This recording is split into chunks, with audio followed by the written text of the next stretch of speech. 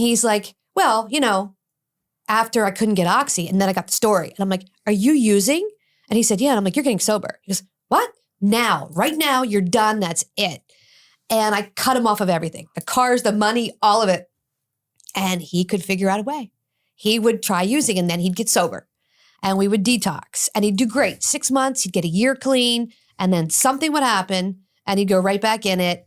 And as soon as he would use at the level he stopped at. So he'd crash a car. He'd have another overdose. He overdosed 5 times and crashed 13 or 14 cars in the entire time we were together. Yeah. And blew through money like water. Yep. Well, all right. There's a lot to digest there. Well, first off, I want my audience to hear this.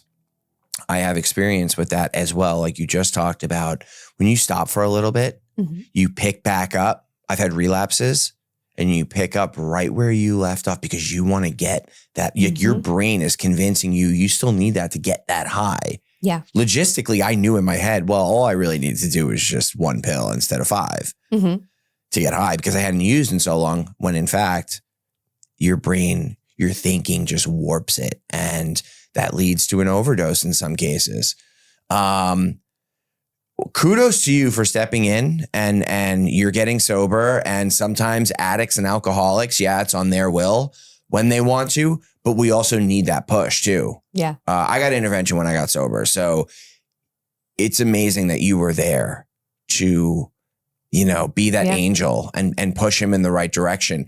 What happened following there when you had said to him, you have to go to rehab and get clean? Well, he didn't want to go to rehab. And Okay. I'm kind of the anti-rehab girl if you follow what I do, because we do a mobile rehab. We bring the detox nurse and doctor to you. So I said, I have resources. I have the top doctors, the top nurses, top sober companions. This is what I do for a living. I run Sober on Demand. I own it. We're going to do this in the house. And he looked at me sideways and I don't know if I can cuss on your podcast. You can say whatever you want. Okay. So he looks at me and he's like, are you fucking kidding me? I said, we're going to do this here in the living room today. And the nurse came in and he was like, motherfucker. He's like, you're not playing around. Nope. We're doing it here. That was the first detox.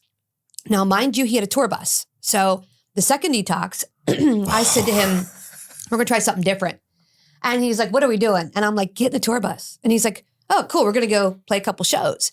And we had lined up the Whiskey in LA on Sunset Strip to play. But we had like a 2-week window.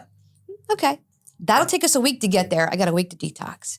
We got as far as Alabama and he started throwing up. And he's like, I don't have any stuff. And I'm like, you're right. I have Suboxone. And he just looked at me and he's like,